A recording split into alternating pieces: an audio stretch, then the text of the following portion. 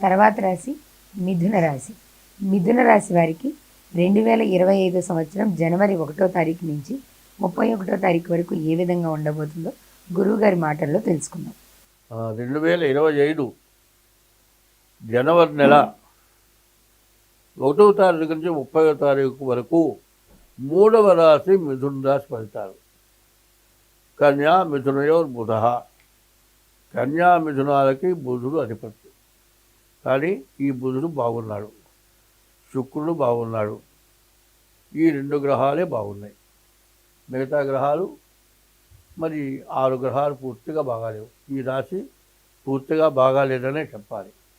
అయితే ఇప్పుడు దీంతో ఒకటి మనం ప్రత్యేకమైనది చెప్పుకోవాల్సిన అవసరం చాలా ఉంది. రేపు డిసెంబర్ 31 తర్వాత రాబోయేది జనవరి 1 నుంచి. ఇప్పుడు ధనుర్మాసం జనవరి 14వ తారీఖు మరి సంక్రాంతి పండగ, 13 భోగి, 14 పండగ, 15 కనుమ అంటారు. అసలు ఈ పండగ ఏమిటో తెలుసుకోవాలి. హిందూ మతంలో ఒక ధర్మం చెప్తుంది. ఈ ధర్మం ఏమిటంటే హింసకి దూరంగా ఉండటమే మన మతం యొక్క లక్షణం.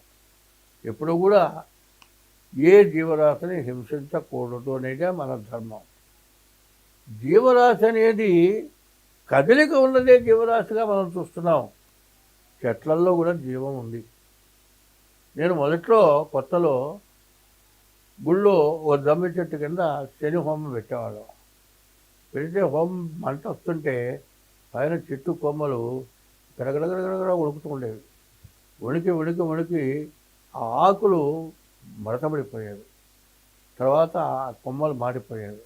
అంటే నిలువుని మనిషిని బాగా నలగబుడిస్తే అంత చెట్టు దిగిపోతుంది. ఆ చెట్టు ఎటువంటిది? మనకు ప్రాణవాయువు ఇస్తుంది, మన బొగ్గు పులుసు వాయువు తీసుకుంటోంది. మనకు మనిషికి తగినటువంటి బొగ్గు పులుసు వాయువు వల్ల రోగాలు వస్తున్నాయి. చెట్టు వల్ల వచ్చేది మనకు ప్రాణవాయువు. మనం చెట్టు నుంచి వచ్చే ప్రాణవాయువుతో మనం బతికితే మన నుంచి వచ్చే బొగ్గు పులుసు వాయువుతో చెట్టు బతుకుతుంది. అటువంటి చెట్టు కూడా జీవమే. ఈ జీవం కదలిక లేకపోతే జీవం కాదు. ఆ జీవరాశి ఎంతో పుణ్యమైనటువంటి జీవరాశి. ఎట్లా అంటే ఒక చోట చెప్పాడు, తరువుల తెర సఫలభార గురుతగాల్చు నింగి విరేగుచు అమృతము సంగు మేఘులు ఉద్ధతులగారు బుధుడు సమృద్ధి చేత జగతి నృపకర్తలకు నిధి సహజ గుణము. భర్తృహరి సుభాషితాల్లో పద్యం ఇది, మా చిన్నతనంలో చెప్పిన పద్యం. మరి ఏమిటా అంటే పండ్లు, విపరీతమైన పండ్లు కాస్తాయి చెట్లు. ఒక మామిడి చెట్టు ఉందండి, పెద్ద వృక్షం, కొన్ని 100లో 1000లో పండ్లు కాస్తాయి. చింతకాయలు విపరీతంగా కాస్తాయి. ఇవి మన ఊళ్ళో పెరిగేదానికంటే కొండల మీద అడవుల్లా బాగా పెరుగుతాయి. ఏమవుతుంది? ఈ చెట్ల ఆకులన్నీ రాలి అవన్నీ కుళ్ళిపోయి నేలలో బలం వచ్చి ఎరువు తయారై విపరీతమైన కాపు కాస్తుంది. అటువంటి వృక్షం దగ్గరికి వెళ్ళి నాబోటాడు ఎవడో చూస్తాడు. చెట్టు ఎక్కడ నా చేత కాదు, ఎవడో తీసుకెళ్తాను. ఆ కాయలు మొత్తం బస్తాలు, 10 బస్తాల మామిడికాయలు తెచ్చుకొని ఊళ్ళో అమ్ముకుంటాడు. అట్లా అమ్ముకునేవాడిని చూసి, అరే ఇన్ని కాయలు కోసుకుంటున్నాడే, నేను ఇన్ని కాయలు ఇచ్చా కదా, నాకేమిటి లాభం అని ఏమన్నా చిట్ట ఆలోచిస్తుందా? ఆలోచించదు. పోనీ దానికి జ్ఞానం ఉందా? జ్ఞానం ఉంది, అది పుణ్యం చేసుకున్నది. ఎంతోమందికి అంత ఆహారం పెడుతోంది కాబట్టి అది పుణ్యం కలిగింది. సరే పోనీ దానికి అహంకారం లేదు కదా. అటువంటి చెట్టు ఆ విధంగా పెరగటానికి కారణం ఏమిటంటే వర్షం కురిస్తేనే ఆ చెట్టు పెరిగింది.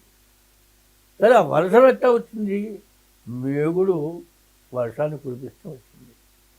అట్లాగే మేగుడు వల్ల వర్షం కురిసింది, వర్షం వల్ల చెట్టు పెరిగింది, చెట్టు ఏమో పెద్ద వృక్షమైంది. ఆ వృక్షం కాయలు మనం అన్నీ తింటున్నాం. కానీ అట్లాగే ఏం చెబుతున్నారంటే మంచివాళ్ళు ఎప్పుడు కూడా ఎవరికైనా మేలు చేయడమే తప్పితే వాళ్ళ వల్ల మనకేమొస్తుంది అని తిరిగి ఆలోచించరు అని చెప్తుంది. అట్లాగే మన హిందూ మతం యొక్క లక్షణం అది. ధర్మో రక్షతి రక్షిత. ధర్మాన్ని నువ్వు రక్షిస్తే నిన్ను ధర్మం రక్షిస్తుంది అని చెప్తుంది.